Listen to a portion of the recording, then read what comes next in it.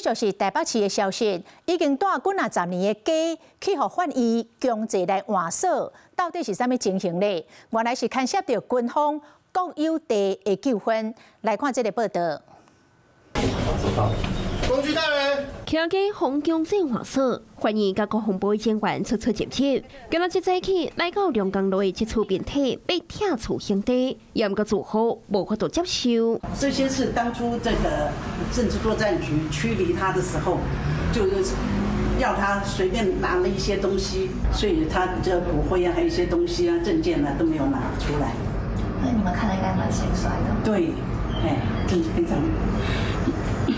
二樓的住戶黃小姐講着四樓生孫負責人的狀況，講到後天，規套開物片攏是生孫負責人的家伙，因為因兜進前都紅換鎖，也毋過因翁的國區閣囥佇厝裡。國防部將生孫負責人因翁的劍刀翁仔交互理技師，也毋過負責人根本無在現場。他根本就沒有給我們安置，就是驅離而已。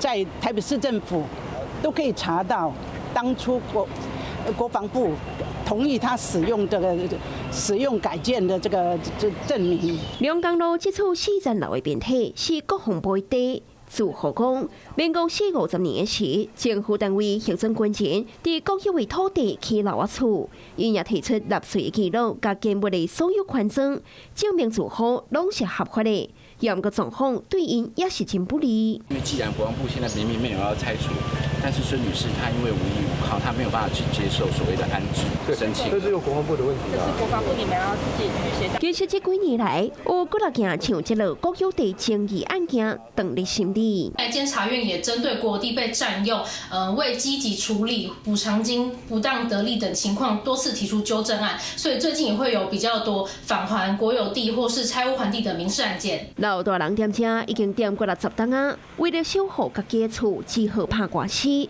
這對時代負擔原來未小。